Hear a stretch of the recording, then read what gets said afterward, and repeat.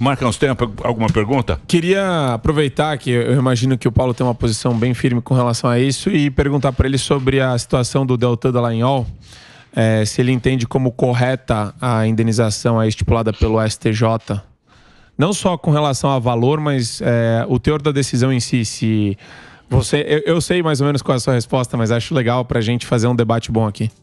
É muito bom. Em primeiro lugar, que ótimo estar aqui com você, Marcos. Muito tempo que a gente está tentando estar junto, a gente já se fala sempre. Bacana estar aqui com você. Você tem feito um trabalho espetacular, uma ótima aquisição para a Jovem Pan. Como você antecipou aí um pouco antes do intervalo, o meu posicionamento em relação ao Dallagnol é que eu considero as duas coisas verdadeiras. Primeiro, que o Lula é um bandido que saqueou o Brasil. E segundo, que sim, a condenação do Dallagnol foi justa no mérito e baixa no valor. Ainda é muito barato você difamar as pessoas no Brasil. Então, deixa eu explicar mais ou menos a minha lógica por trás disso, tá? Em primeiro lugar, não interessa se o Lula é culpado ou inocente para esta questão. Naquele momento onde o Dallagnol fez a apresentação, o Lula era inocente. Estavam apresentando uma denúncia, porque, portanto, sequer tinha sido aceita, se eu não me engano, pelo juiz, né? Pelo Sérgio Moro, no caso. Eles estavam apresentando uma denúncia. Então, do ponto de vista prático, o Lula era absolutamente inocente do ponto de vista penal. Então, você tem uma figura que é um procurador que goza de certa fé pública fazendo uma apresentação. E essa apresentação, primeiro, eu sou contra haver apresentação, tá? Eu acho que procurador, ele tem que ser, assim como juiz, e você estava falando muito bem do caso do Barroso agora há pouco, essas pessoas, elas têm um papel institucional.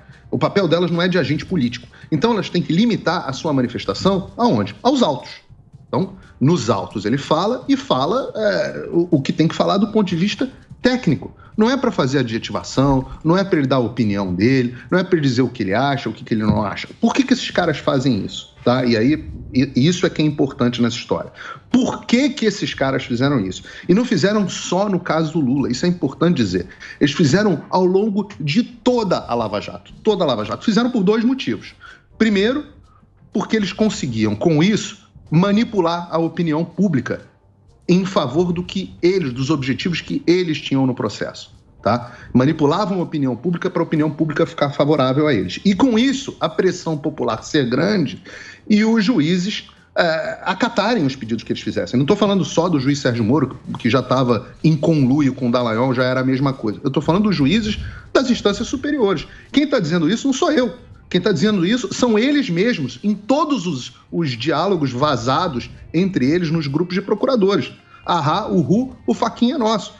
Então, quando um agente público que deveria estar preocupado simplesmente com a aplicação da lei penal resolve, por objetivos, nos objetivos dele, querer manipular a opinião pública para forçar juízes a seguirem numa direção ou em outra direção, inclusive em conluio com órgãos da imprensa, porque sim, segundo os mesmos diálogos vazados da Vaza Jato, eles faziam isso e vazavam informações sigilosas do processo para a imprensa, que para mim até hoje é o mais grave ainda, que não sofreu consequências, vazavam informações sigilosas do processo com o mesmo objetivo de manipulação da opinião pública. Era isso que esses caras estavam fazendo. O segundo objetivo era o de aparecer. Com que objetivo final? Bom, um deles, palestras aí muito bem remuneradas, aliás, rapidinho, com palestra o Dallagnol paga esses 75 mil reais aí, que é uma quantia irrisória para o tamanho da difamação que ele fez. Em última instância, consequências políticas, né? O Dallagnol, eu não sei se de fato será, mas é pré-candidato a deputado federal. O Sérgio Moro, o outro que gostava de aparecer, é pré-candidato a presidente. E isso precisa acabar no Brasil. Então, mas isso aí é a narrativa do Lula. O Lula dá essa narrativa. Ele deu essa narrativa. Mas você não acha... Tudo bem. Não, mas não interessa a narrativa, interessam os fatos. Então, beleza. Eu concordo com você. Eu não sou defensor do Lula, não sou defensor do Bolsonaro. Sim. Isso, para mim, não é uma questão eleitoral. A eleição vai passar e a questão institucional fica.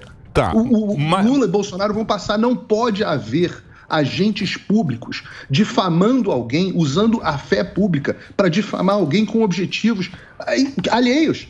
Esses caras só tem que ter um trabalho, aplicação da lei penal. Ele é pago para isso. Eu concordo com você, mas hoje em dia você vê, por exemplo, o Zelensky usando rede. usando rede social. A gente vê a Covid, pega a Covid nos Estados Unidos. Zelensky é um político. Sim. O Zelensky é um político. Barroso não é político. Fachin não é político. Alexandre de Moraes não é político. Deltan Dallagnol não é político. Mas eles Esses caras não são políticos. Eles têm que se manifestar político. Só nos autos. Então, eles você acha que tem objetivo político aí? Eu não vou responder a você, vou perguntar a você. Algum deles é candidato a algum cargo político? Sim, então é a narrativa do Lula. Mas eu não, independente de ser a narrativa do Lula, toda mentira da esquerda, ela é construída em cima de verdades. Porque a mentira por si só, ela desmorona. Eles precisam ter alguma coisa verdadeira para construir a mentira deles em cima desse alicerce verdadeiro. Só tem um ponto que eu queria falar aqui. Operação politizada, era uma operação politizada. Eu concordo com a análise do Paulo. É por isso que eu falei, eu fiz um tweet falando, olha, dá para criticar o Deltan Dallagnol e dá para isso ser um elemento de discussão e de debate no âmbito jurídico. Existe muito abuso de poder e de autoridade por parte dos membros do Ministério Público estadual e federal. Isso a gente vê todos os dias aqui no Brasil. O que prefeito de interior sofre na mão do MP, você não tem ideia, Emílio. Assim, é ação constantemente e toda hora utilizada em detrimento de várias figuras políticas que são criminalizadas de maneira totalmente responsável pelo MP. Então, isso existe e eu concordo com o Paulo. Eu discordo do teor da decisão. Eu não acho que o fundamento jurídico apresentado pelo Salomão e que os outros ministros acompanharam é suficiente. Então, nesse ponto específico, esse foi o meu ponto só. O caso do ex-presidente Lula é um caso espetacular. É um caso que envolveria...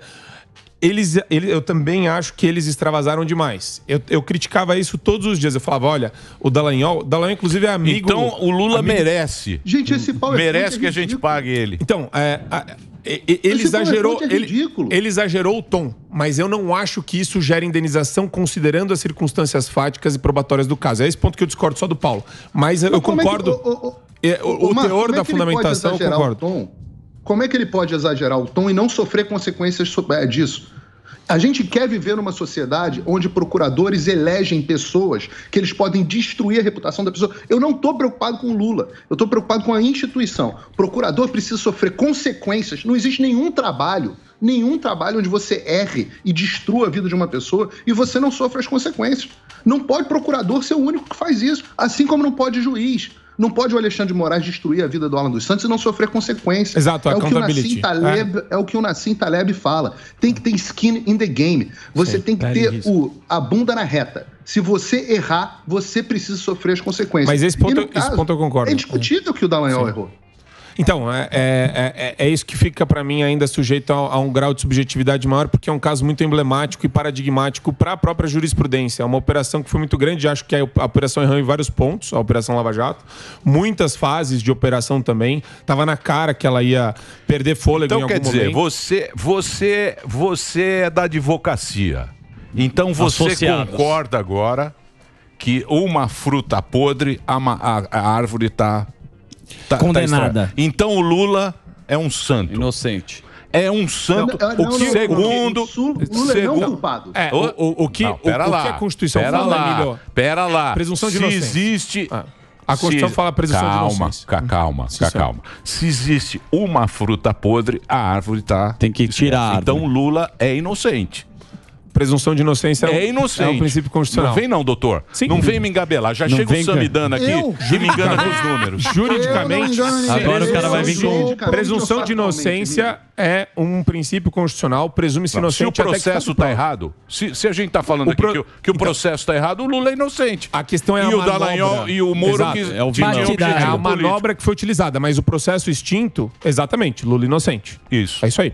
Tem que separar as duas coisas, Emílio. Uma coisa é o Lula não ter sido condenado. Aqui nos Estados Unidos eu gosto mais da definição que o direito americano usa. Ele usa guilty e not guilty, ou seja, culpado ou não culpado. Eu gosto disso. É uma separação justa, porque não significa que o sujeito que foi não culpado é inocente. É inocente, exatamente. Tá? Eu gosto muito dessa separação do direito americano que não existe no Brasil. Então, sim, do ponto de vista constitucional e do direito, Lula é inocente. Agora, as pessoas precisam entender, existe essa separação. A pessoa pode ser não culpada, inocente do ponto de vista penal, e ser culpada do ponto de vista moral. Todo mundo sabe que o Lula cometeu os crimes que cometeu. O país inteiro sabe. Agora, e isso precisa haver responsabilização. O Lula está solto por causa de cagada no processo feita justamente pelo doutor Dallagnol, pelo Sérgio Moro. É óbvio, todo mundo sabia, o Marco sabe disso, todo mundo no direito sabia que estava errado do ponto de vista processual. Todo mundo comentava isso em todos os escritórios de advocacia. Era um jeitinho pro processo cair na mão do Moro. Então, mas vamos... O Moro não era o juiz natural do caso. Então, por causa da cagada desses dois caras, o STF foi lá e achou o que eles queriam fazer. A brecha. Então, mas aí então, deram brecha pros caras, tem que responsabilizar quem deu brecha. O Brasil precisa responsabilizar a incompetência desses atores. Tá, mas vamos lá, Paulinho. E vamos lá, doutor.